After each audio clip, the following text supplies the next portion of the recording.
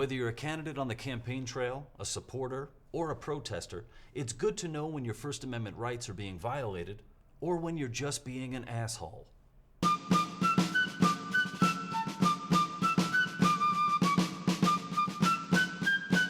During the presidential campaign, Marco Rubio spread a rumor that Donald Trump has a small package. Now, does the Constitution protect your right to make assumptions about another man's penis, or are you just being an asshole? Both. That sort of statement would be considered an opinion. And so if the Donald wanted to sue because he was offended, he wouldn't get very far in a court of law. Defamation requires a false statement of fact. But then Donald, he said that his package isn't small. He said, I guarantee you there's no problem.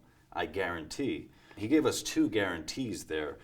But what if he's lying? Does the Constitution protect the right of a man to lie about the size of his penis? It pretty much does. Yes! So what if Trump, he goes ahead and snaps some pics of his junk and then texts them or emails those images to Marco Rubio? First Amendment or a-hole? Both. He's probably a jerk, but it's also probably protected.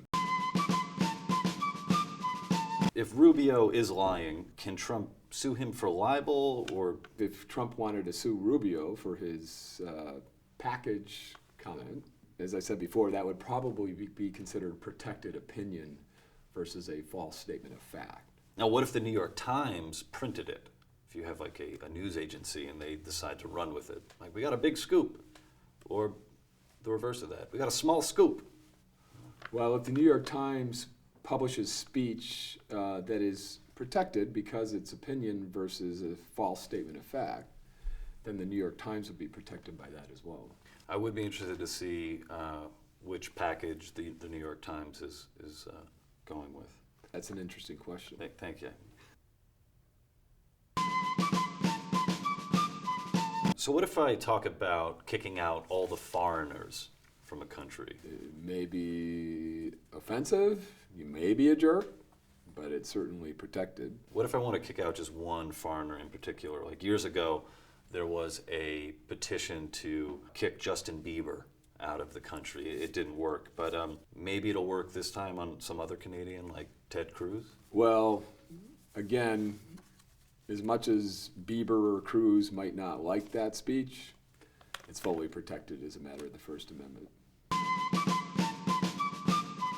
Are you aware of people accusing Trump of inciting violence with his speeches at his rallies? Sure, it's all over the news. Do you think a case could be brought against Trump for that, or? No, because for anybody to prosecute Trump for that, which would be a stretch, they'd have to show that he directly intended people to commit violence from the remarks that he made, and that he knew that the violence would occur imminently.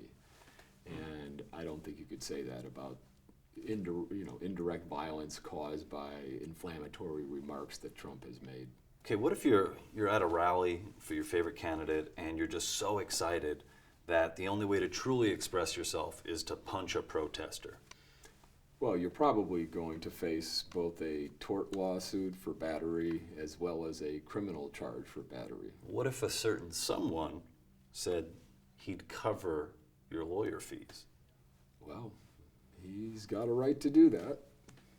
Yes! Thanks for watching, guys. If there are any scenarios that you're not sure whether they fall into the First Amendment side or being an asshole side or a little bit of both, be sure to mention them in the comments section. And make sure to subscribe to We the Internet TV.